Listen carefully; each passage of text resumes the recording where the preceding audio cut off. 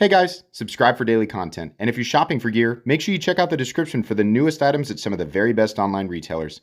There's also links for some of the items that I personally recommend. Thanks. What's going on YouTube? Metal Complex here, and today I've got a short little knife review / knife overview to share with you guys. This is the new CJRB Maximal, a pretty lightweight, compact, inexpensive knife released here in 2025 by CJRB. I'll link this down in the description. It does help my channel when you use those links, but that's entirely up to you. Thanks so much to CJRB for sending this in. Thanks to my patrons for supporting me. Let's go ahead and get a measurement of this knife. Not a huge knife.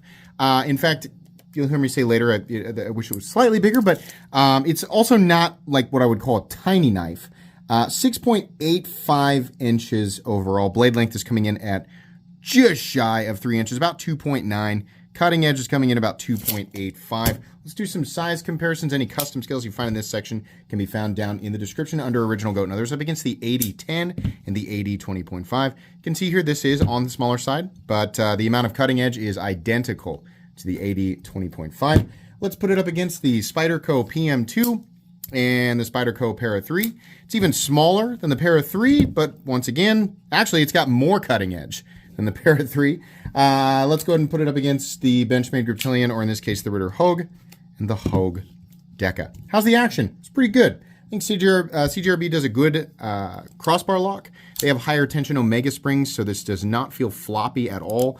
It runs on bearings, so really nice, honestly, the pivot action. I think these thumb studs are a little bit small and a little bit pokey. I think they could have been slightly bigger. On a knife that is relatively the same size, the Ontario Rat Model 2 has like a bigger, it's a wider nub up here, so it doesn't feel quite so pokey to interact with. The entire stud is also slightly larger and it works just fine. I think that would have been nice. This isn't a deal breaker. I've just noticed, like, if I open this 5 or 6 times in a row, that little point is definitely pushing into my finger, but it does not stop you from effectively deploying the knife, and the action does feel nice. With those Omega springs being higher tension, it's a little bit snappier than some of those knives that utilize crossbar locks with the lighter tension Omega spring. So it's nice. Let's go ahead and do the carry profile. Thickness up against the Spyderco Para 3. This is actually a little bit thinner, and it's also contoured. So it's a really nice balance. They didn't have to go super duper thick to fill the hand and give you comfort. And the contouring really helps with that, so that's nice. Let's do length and height up against the PM2 and the Para 3. This is a ridiculously easy knife to carry. It carries very similarly to a ton of knives that we have experienced over the last however many years. It's straightforward. You can probably guess, right? Especially if you are somebody who owns or purchases a lot of CJRB knives, it carries very similarly to a lot of stuff like the Hectare.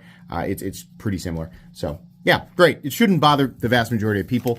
What are we looking at for materials? We're looking at really nice, in this case, red G10 that is contoured and knocked down at the edges. There's also nested steel liner locks. It's a nice touch.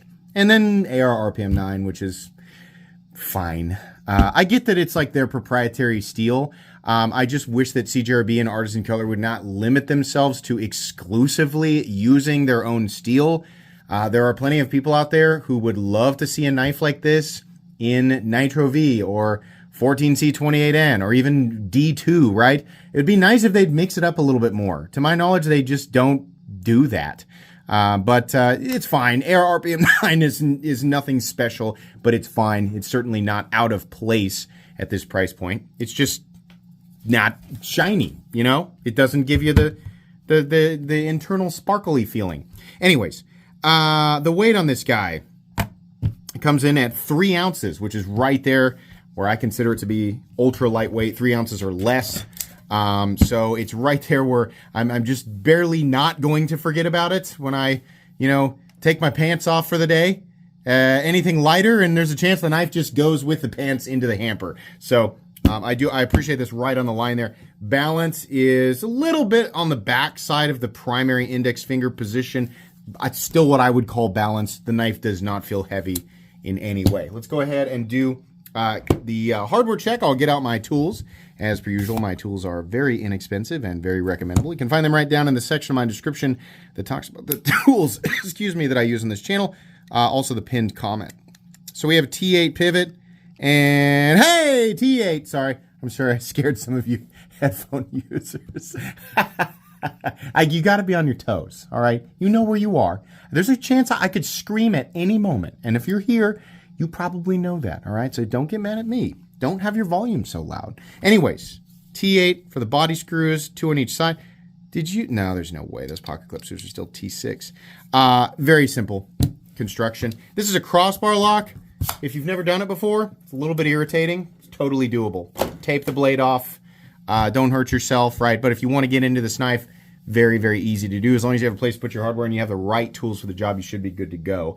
Let's go ahead and measure the blade stock thickness here real quick, which would be very, very easy to do if, there they are, sorry.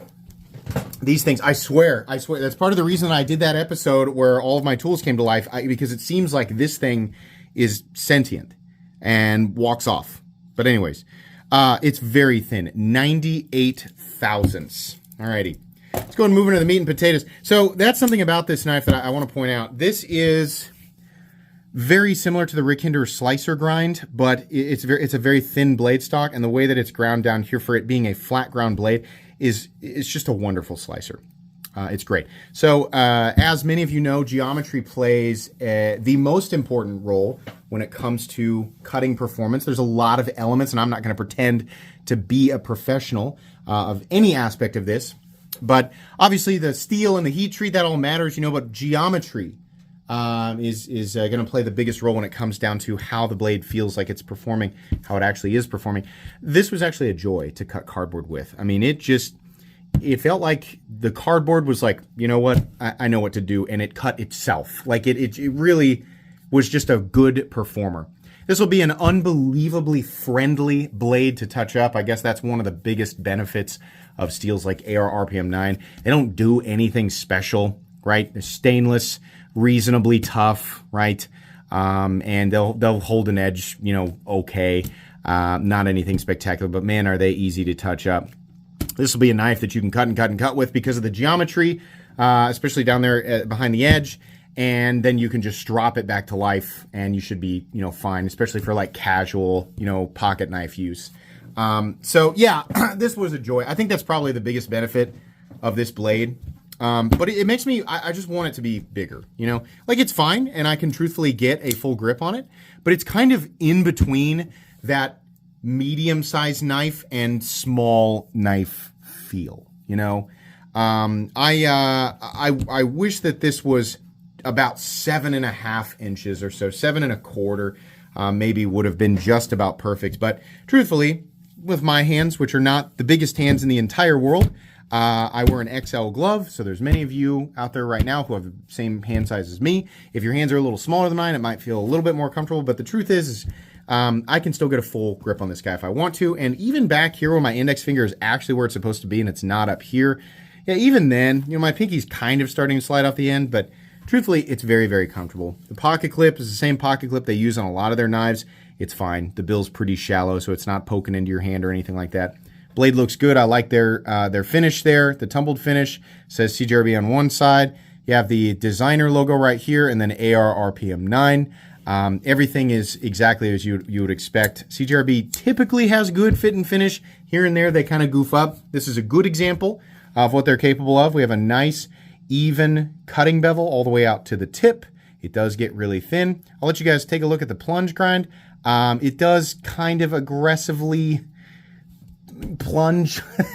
So if this is going to be your dedicated knife, that's something you're going to want to pay attention to. If you use knives enough that you're sharpening all the time, and a smile or keeping this area absolutely perfect is something that is very irritating with this type of plunge grind, then you should pay attention to this. If you are like me and you have lots of knives, or you casually use knives, or both, you're not going to have to worry about that as much. So there you go. I really like the red G10 on this. I don't like orange, but bright colors on knives are something that I have come to appreciate, because I set my knives down and then I forget where I put them. But I would prefer that my brighter colors are, like neon green or red, right? Or like teal. I like those colors. Red G10 to me, especially when they, shape it really, really nice like this. I really like it. I also like that they chose on this red one for the pivot colors to just be silver. A lot of times companies will contrast really strange colors with the background scale color. CJRB did a really good job with all of the different versions of this knife, but I just like that it's silver, right? This has a couple of standoffs here. We have a pocket clip that is ambidextrous, so it can be mounted on either side as it should be. This is a crossbar lock, so it'd be silly not to do that. We have the stop pin located in its traditional position. No blade play up, down, left, or right. No lock stick, no pivot lash. Very smooth and consistent in here. Nice and snappy considering it's the crossbar lock and the Omega springs creating the detent, right? It's just good. And do we have perfect centering? Maybe a little bit in favor of the left side. Yeah, it's wanting to do that. I wish that these would all come perfectly centered from the factory, but the truth is I see that happen on CJRB knives, more often than it seems like some other brands. So CJRB, you guys got to work on that and make sure that your tolerances are allowing the blades to come centered from the factory. Slight irritation, but at the same time, it's 2025. We should be getting this right. So, but all things considered, the final price tag I think is okay. It's $50, and they did some nice things here. They did this contouring of the G10 and nesting of the liners. Air RPM 9 is just kind of underwhelming. It'll work for pretty much anybody shopping for a knife in this territory, a knife of this size, right? You're looking, if you're considering this, you're looking for a pretty generic EDC knife, and this is fine. This isn't a bad choice. Truthfully, you have about 1 billion choices that are very similar to this, and this isn't necessarily doing anything ultra special. I think what would make a lot of these types of knives shine is just a better variety of, like through CJRB. I wish they wouldn't, you guys just limit yourself specifically to your own proprietary steel. And that proprietary steel is fine, but it's not really all that special. So it'd be nice to see things in different steels. And this particular one, it'd be nice if you guys made, like if this was the small one, if you made the exact same knife but an XL version. I think that would be great. This reminds me a lot of the Benchmade Mini Griptilian. In fact, I'll put it up against the Ritter Hogue, which is essentially a Benchmade Griptilian, so you guys can see what I'm looking at here. Yeah, make a this size version of this knife, and then, put in more interesting steel on it and charge us the same amount of money, and that would be epic. This is a $50 knife. 40 to 45 I think would have been, spectacular, but I'm not mad at $50. Generally speaking, I think it's a fairly recommendable budget knife.